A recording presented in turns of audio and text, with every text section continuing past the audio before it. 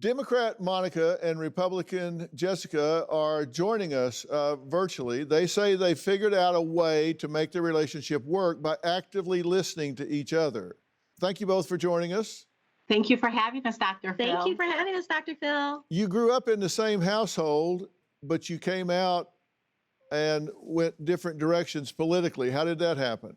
I believe that for us, our mother never let us argue as kids. Now, she did let us debate. Debate was very important in our house. Everyone had their what they wanted to say. We both had our own sides, and then we had to at least come to a consensus at the end. So I think being pragmatic, listening, and I was reading the letter from the other person. They were saying, I respect, but do you really? And then do you love unconditionally? And that's what we do. We love each other unconditionally. The last I checked, we were living in America, and I have the right to my views, and she has the right to hers, as long as we don't infringe upon someone else. But when I'm right, Dr. Phil, I'm right because I'm right. I'm going to always be left. Always. Do you have big issues that you really disagree on? We do. We disagree on certain parts and aspects of our party. The president, you were just talking about that, Trump, that's one of the issues that we definitely do not agree on. And it's more about the person, I think, than it is about the party for a lot of people that I talk to. What works for you guys that you would give as advice to people to not be so divided? These two things right here called ears. Yeah. You've got two of them for a reason and one mouth for a reason. These two things right here, these ears, listen. People, the art of listening is gone. So if you listen, you will learn the reasons behind the decisions that people make. And let's be honest, no one agrees with everything their party has because the parties are so divided and jaded, even amongst themselves. So for the Democrats, we have progressives.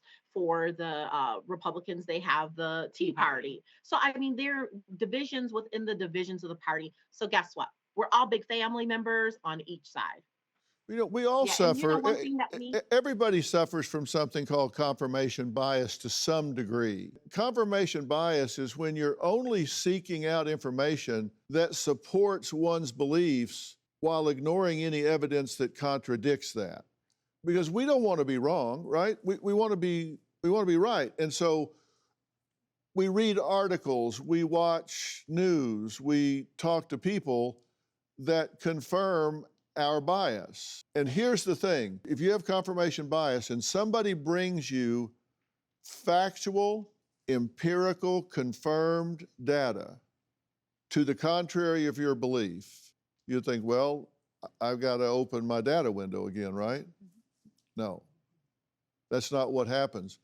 Research tells us that people suffering from confirmation bias dig their heels in even more, because you so want to be right that if somebody brings you something that contradicts your belief, you will deepen that belief, you will close up and dig in even more.